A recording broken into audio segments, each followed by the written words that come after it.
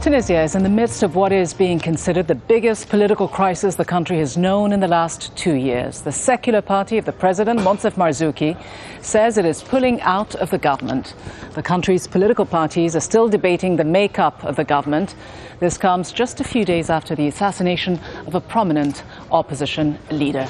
Let's get more now from Hashem Ahelbarra, who's live in the Tunisian capital, Tunis. So the president's secular party, Hashem, saying it wanted changes to two key ministries, the foreign and justice ministries. In the absence of this, it says it would withdraw from the government. Where does it leave the government currently then? Well, if they go ahead with that means that from tomorrow, Monday, the governing coalition in Tunisia will collapse, plunging the country in the worst political crisis after the 2011 election. It means that the ruling party of Ennahda will have to look into alternatives. And I can tell you now that Ennahda may not be able to look for new allies, basically for the simple reason that most of the other parties in the opposition made it quite clear in the past that they would never take part in any coalition with another party. So what happens next? Well, we're going to be left with two options. Ennahda has to solve this crisis. To solve it, they have only two options. In both options, they will have to pay a political price.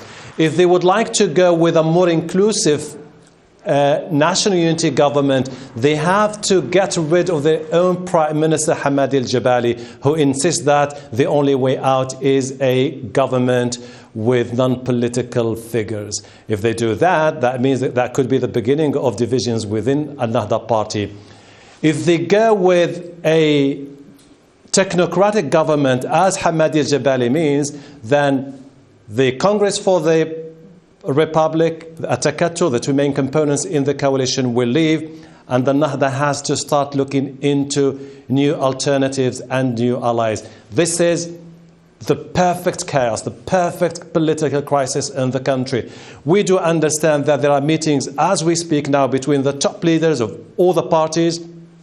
Ennahda is convening as we speak. The other components of the coalition are meeting as we speak, and they do understand that they have only the coming hours to solve the crisis. Come up tomorrow morning, tell the Tunisians, you know what, we've managed to control the situation, contain it, and we will bring about a new, fresh beginning to the Tunisian people. It's very, very difficult situation. But this is not the only problem in Tunisia. Tunisia is grappling with a string of different issues.